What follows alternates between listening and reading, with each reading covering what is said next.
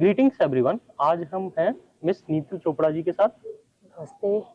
Miss Neetu Chopra जी काफ़ी interesting person है और इनके काफ़ी सारे वेंचर्स हैं और उन्हीं के बारे में आज हम पता करेंगे। तो मैं थोड़ा सा बस बता देता हूँ। मिस नीतू चोपड़ा जी एक वुमेन सेफ्टी कोच हैं। इन्होंने हिमालयन ट्रैक को कंप्लीट किया है। इनका नाम इंडियन बुक ऑफ रिकॉर्ड्स में भी है। इसके साथ साथ इन्होंने बाइक से पूरी इंडिया को ट्रेवल किया है, जिसमें से ये घर से केवल 10 रुपए लेकर चली थी और बाकी जो पेट्रोल और खाना वगैरह सब कुछ इन्होंने विद ट्रेवल और institutions, different institutions, teaching institutions और सभी जगहों पर वहां पर महिलाओं के लिए कोचिंग, मतलब सेफ्टी कोचिंग को देकर वो सारा वहन किया है। अभी ये विदाउट किसी व्हीकल के द्वारा से ट्रेवल कर रही हैं और मैं ना बोलकर अब हम मैडम से ही ये वार्तालाप करेंगे और ये बहुत ही नॉन फॉर्मल पॉडकास्ट होने वाला है। सो मुझे कुछ नहीं पता है and she will be answering the all the questions. Definitely. So Neetu Chopra ji, आपके स्कूल के बारे में भी आप कुछ बता रहे थे कि वो भी काफी यूनिक था। तो आपकी थोड़ा सा बैकग्राउंड और स्कूलिंग से हम शुरुआत करते हैं। देखिए, मैं थोड़ा सा स्कूल से भी बैक जाती हूँ कि जहाँ मैं पैदा हुई थी, मैं राजस्थान के बाड़मेर जिले के बालोतरा नाम के एक गांव में पैदा हुई हूँ। अगर आप सभी ने बालिका वधू देखा हो तो वही कुछ आप रिजेंबल कर सकते हैं मेरे गांव की सोच को या माहौल को। कि जब मैं पैदा हुई थी तो हम यही देखते हुए बड़े हुए थे कि लड़कियों का काम क्या है, लड़कों का काम क्या है। मेरे लिए मेरे घर में क्रॉकरी आती थी, गुड़िया आती थी और कप प्लेट्स आते थे। मेरे भाई के लिए वही रोबोट आया करता था। तो वहीं से एक सवाल हमेशा दिमाग में था कि उसके खिलौनों से मैं क्यों नहीं खेल सकती, तलवार से मैं क्यों नहीं खेल सकती। और जब थोड़े बड़े हुए तो हमने खूब लड़ी मर्दानी वह तो झांसी वाली रानी की, बुंदेले हर बोलो के मुंह हमने सुनी कहानी थी। तो वहां से सेल्फ क्वेश्चनिंग होती गई कि हमें क्या मिल रहा है, मैं कौन हूँ, समाज मुझे क्या दिखा रहा है और मैं असलियत में कौन हूँ। और उधर का आपको पता ही है कि हर घर में अब्यूजिंग होती है, तो वही कुछ सिलसिला मैंने भी देखा है। तो वहां से बहुत क्वेश्चनिंग उठी।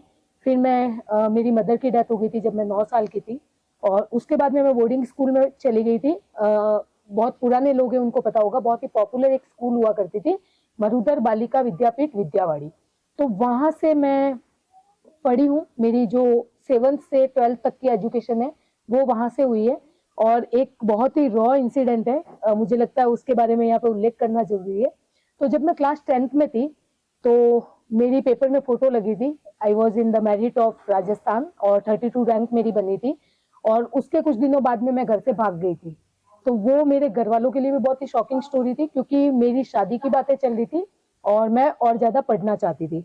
तो क्लास 10th में मैंने पहला अटेम्प्ट किया था। मैं घर से जो मारवाड़ी फैमिली में खाकरे पापड़ ये सब चीजें होती है, पापा का पेटीकोट का बिजनेस था, तो वो कुछ मैंने इकट्ठा कर लिया था कि अगर जरूरत पड़ी तो मैं कुछ सामान बेच के भी सर्वाइव कर लूंगी।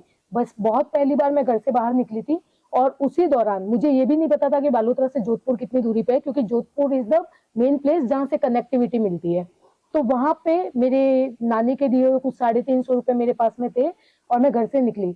तो मैं ऑटो से, मैंने सोचा था मैं बालोतरा से जोधपुर जाऊंगी, ऑटो में 2 लोग थे और उन्होंने भी सोचा कि जोधपुर ऑटो से कौन जाता है, क्योंकि बसें चलती है, 100 kilometre is quite long distance. तो ऑटो में जब मैं बैठी, सामान बिखरा हुआ था, ऑटो वाले लोगों को लगा कि मैं किसी लड़के के चक्कर में भग रही हूँ। ऑब्वियसली इतना सारा सामान फैला हुआ था, मैं पहली बार घर से निकल रही थी, मुझे कुछ आइडिया नहीं था, बस दिमाग में एक चीज थी कि पढ़ना है और कुछ बनना है। तो मैं वनस्थली की ओर जा रही थी और वहां पर ऑटो वाला एक पीछे आया और उसने मेरी बैक पे टच करना शुरू किया, बैक टच जिसको हम बोल सकते हैं।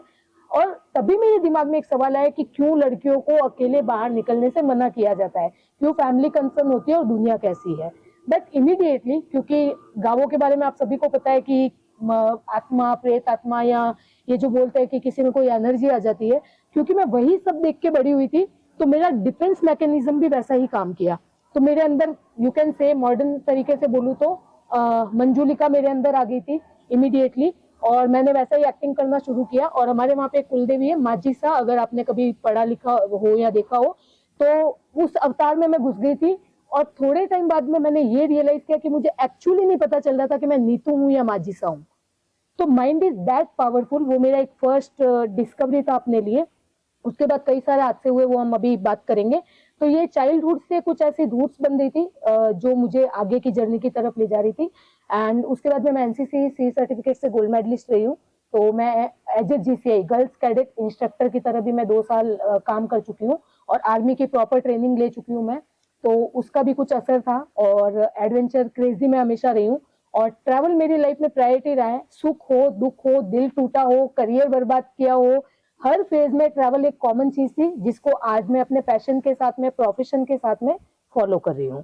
तो ये मेरा बैक हिस्ट्री हो गया है।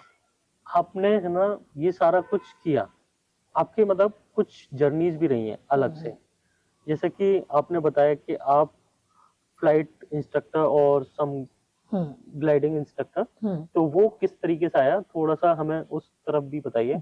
मेरे को लगता है वो हॉबी रहा होगा, हाँ, इसीलिए वो सारी चीजें आई, तो उसके बारे में जरा हमें बताइए। देखिए, हम सब ना बहुत पहले ही, आजकल तो स्कूल टाइम पे इंसान सोचने लग जाता है मुझे ये पायलट बनना है, मुझे ये बनना है, मुझे वो बनना है। हमारे हाल कुछ ऐसे थे कि ग्रेजुएशन के बाद भी समझ नहीं आ रहा था कि करना क्या है। क्योंकि जब एक इंसान के अंदर स्किल्स होती है, टैलेंट होती है ना, तो वो हमेशा कंफ्यूज रहता है, हमेशा कंफ्यूज रहता है कि मुझे करना क्या चाहिए, क्योंकि मेरे पास में 4 ऑप्शन है, 6 ऑप्शन है, मैं क्या बेस्ट करूं। और ना जिंदगी किताबों से हमें हमेशा कुछ अपोजिट ही दे देती है।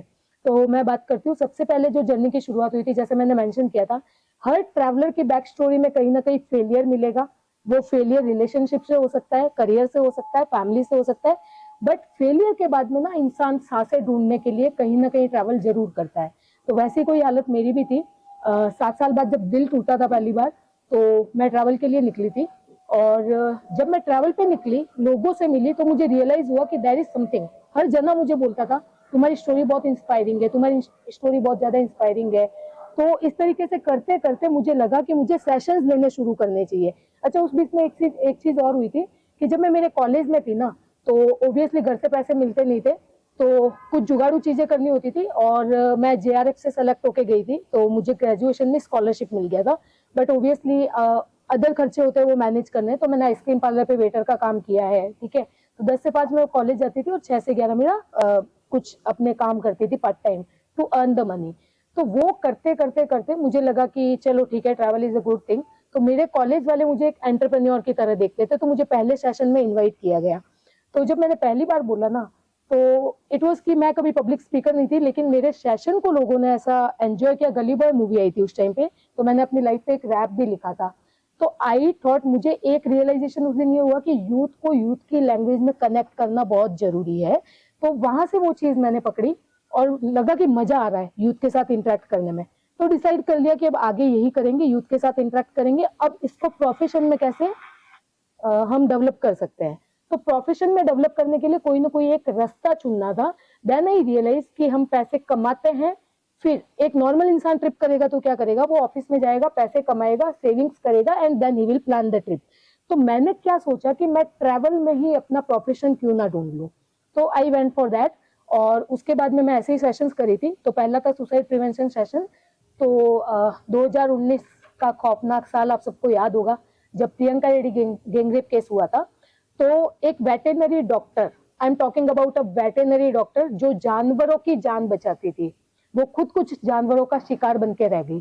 तो जो स्कूटी पे वो चलती थी, जो स्कूटी वो टोल नाके पे हमेशा पार्क करती थी, कुछ दरिंदों ने उसका पीछा किया, छानबीन की, और वक्त आने पे उसकी स्कूटी को पंचर किया गया।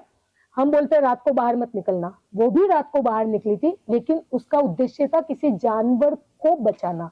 और वो एक्टिवा पंचर की गई, और उसके बाद में जो है उसका रेप किया गया। एक डॉक्टर के लास्ट सेंटेंस जो थे अपनी माँ को कि माँ मुझे डर लग रहा है। तो मेरे दिमाग में बहुत हलचल मची हुई थी कि हम कौन से भारत में रह रहे हैं, बेटी बचाओ बेटी पढ़ाओ, उसके बाद दरिंदों को सौंप दो।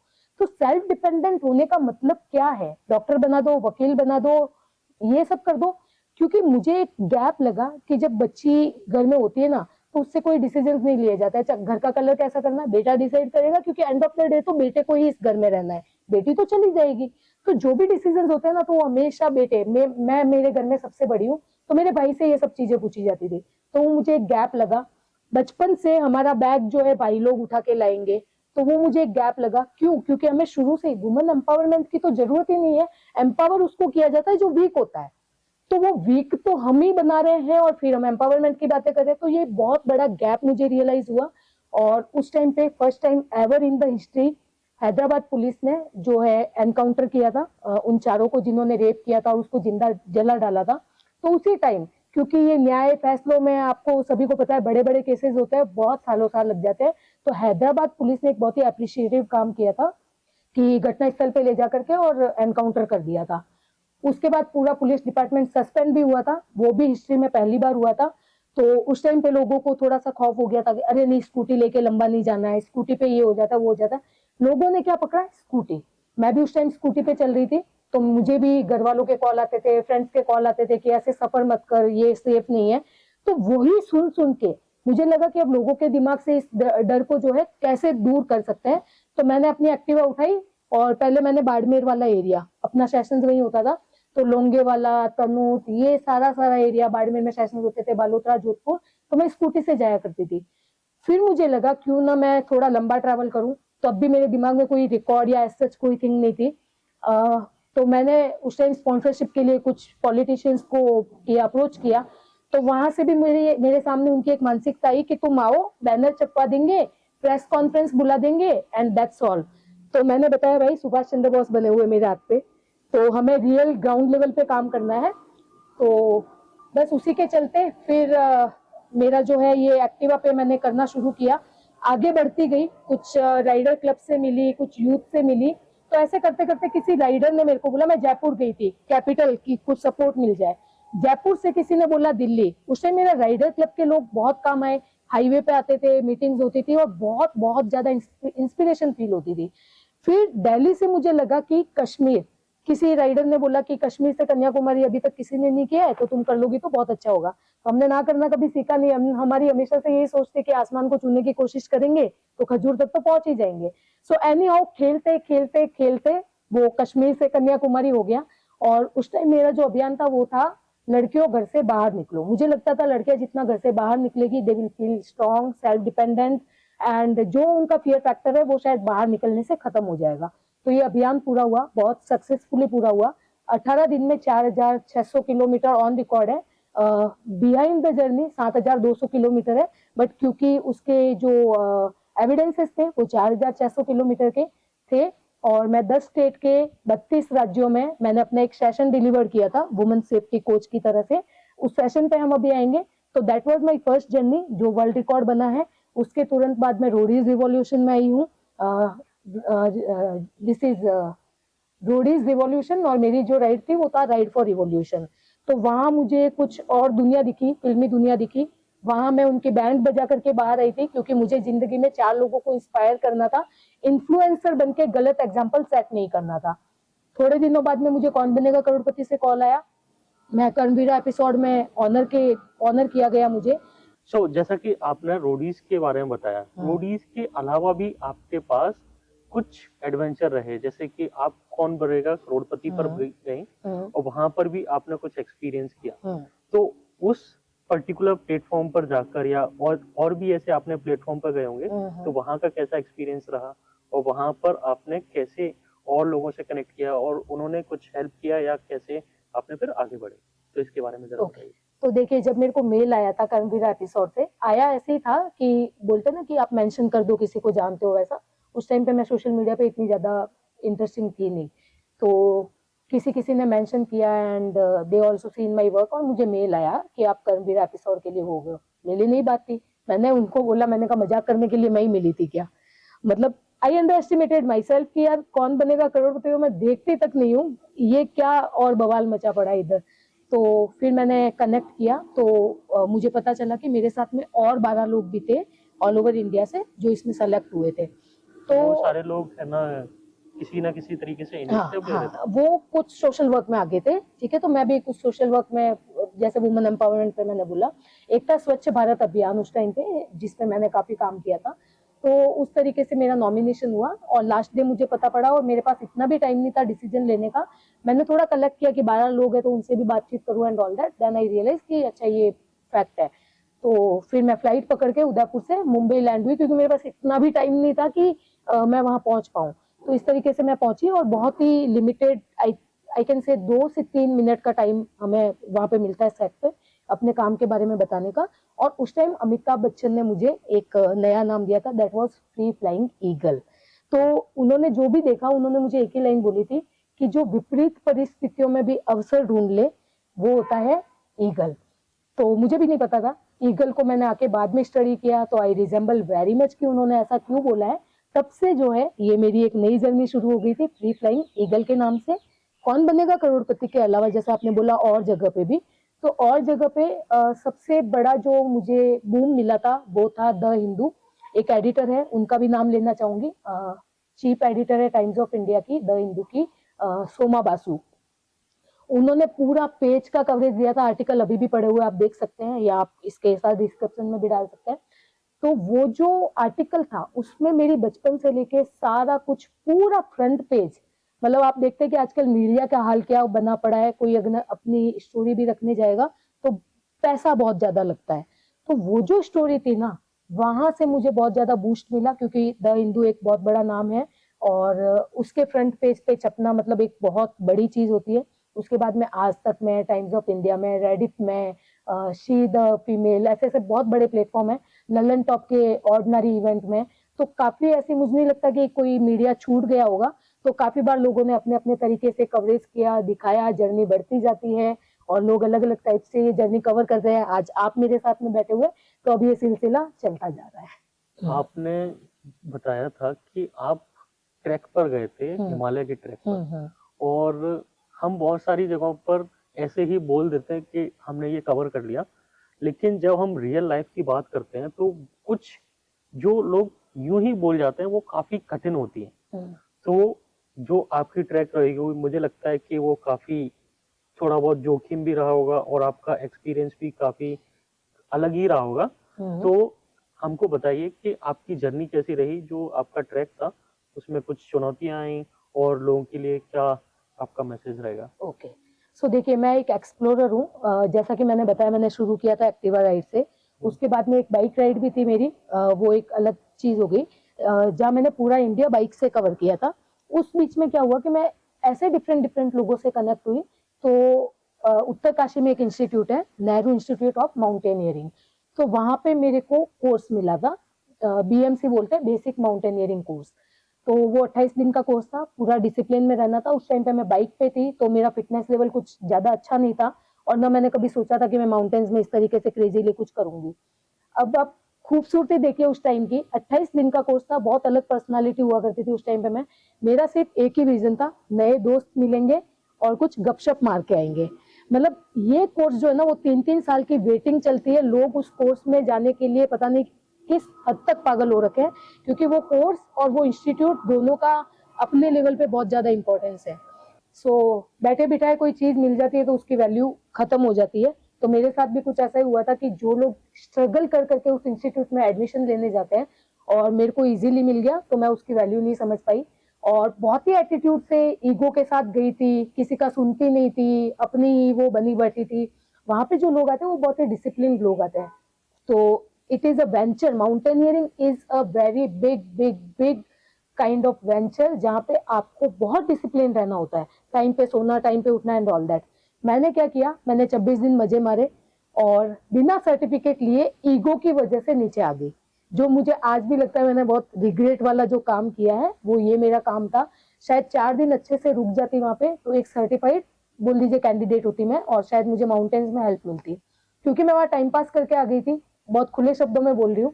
तो जब मैं माउंटेन्स में गई, बट एक और चीज थी कि 26 दिनों में मुझे अपने बैकपैक से प्यार हो गया था, कि एक टाइम ऐसा था कि मेरे को पैदल चलने में भी जोर आता था। वहां मुझे माउंटेन्स से ऐसा प्यार हुआ, ऐसा प्यार हुआ। पहले मैं चादर ट्रैक गई, -32 का था, तो 3 बार मेडिकल करते टाइम पूछा कि तुम राजस्थान से हो ना, कर लोगी क्या। तो मेरे दिमाग से एक सवाल निकला था कि राजस्थान के लोगों की सियाचिन में पोस्टिंग नहीं आती है क्या।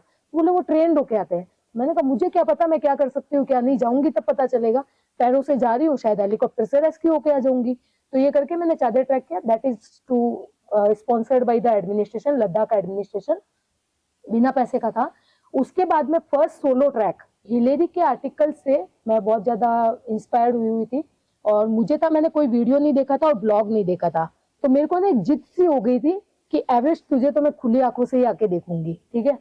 तो एनी हाउ, जहाँ बोलते हैं ना कि जहाँ चाह होती है वहाँ राह होती है, तो नेपाल की टूरिज्म को, एडमिनिस्ट्रेशन को, इंडियन एम्बेसी को, सबको एनी हाउ मैंने कन्विंस किया और मैं एवरेस्ट के लिए निकली। 1 सितंबर को मैं एवरेस्ट के लिए निकली थी और फ्लैग ऑफ हुआ था मेरा एवरेस्ट के लिए। 26 दिन लगे मुझे, जिसमें से 3 दिन में हॉस्पिटलाइज थी और मैंने पूरा सर्किट मारा एवरेस्ट का। जीरी सलेरी वाला रास्ता जो हिलेरी ने लिया था वो रास्ता लिया। उसके बाद में उसमें मैंने 3 ट्रैक मिक्स कर दिए थे, 5 गोक्यो लेक, 3 हाई पासेज जो कि 5500 से ऊपर है, खोंगमाला और 2 और पासेज है। तो ऐसे करके मैंने पूरा एवरेस्ट का ऐसे सर्किट मारा था। उस बीच में 48 आवर्स के लिए मैं एवरेस्ट के ग्लेशियर में फंस गई थी, नागाजुम्बा ग्लेशियर। आप उसकी हॉरर स्टोरीज पढ़ सकते हैं गूगल पे।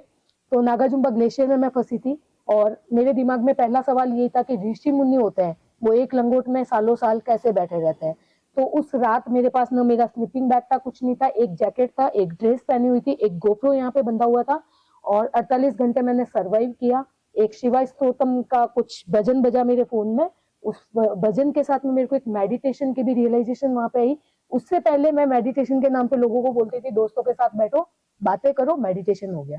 मतलब meditation was used to a fun for me. मुझे बिलीव नहीं होता था कि मेडिटेशन कुछ होता भी, एग्जिस्ट भी करता है। बट वहां फंस के जो मैंने महसूस किया 48 घंटे, आप बिल्कुल पत्थरों पे ऊपर बैठे हुए हो, पूरा अंधेरा है, गैलेक्सी आपको दिख रही है, डोम टाइम है, सूरज उग रहा है, तारे ढल रहे हैं, वो एक अलग ही एक्सपीरियंस था। उसके बाद में मेरी क्रेजीनेस बढ़ती गई। फिर अभी लेटेस्ट मैंने हिमाचल पैदल दर्शन भी किया है, अन्नपूर्णा किया, एवरेस्ट किया, काफी सारे ट्रैक्स किए। बट जो जर्नी थी वो स्टार्टिंग इस तरीके से हुई और मुझे लगा कि अब मैं हर कठिनाई को सर्वाइव करने के लिए तैयार हूँ। तो और वो मेरा विदाउट मनी अटेम्प्ट था, बैकपैक मेरा पूरा चला गया था। और उसके बाद किसी से मैं फेस वॉश मांग रही हूँ आने वाले से, किसी से मैं ट्रैकिंग स्टिक मांग रही हूँ, किसी से मैं रेन कोट मांग रही हूँ। That's how I survived. और मुझे समझ आ गया कि पैसा तो किसी ने बाजारवाद में फैला दिया है, बट जो चीजें होती है वो एक्चुअली आपके दिल से होती है, दिमाग से होती है। और एनर्जी विच यू अट्रैक्ट, हमारा माहौल हम ही से मिलके बनता है। ये सारी जर्नी मैंने ट्रैवल में और पहाड़ों में जाना।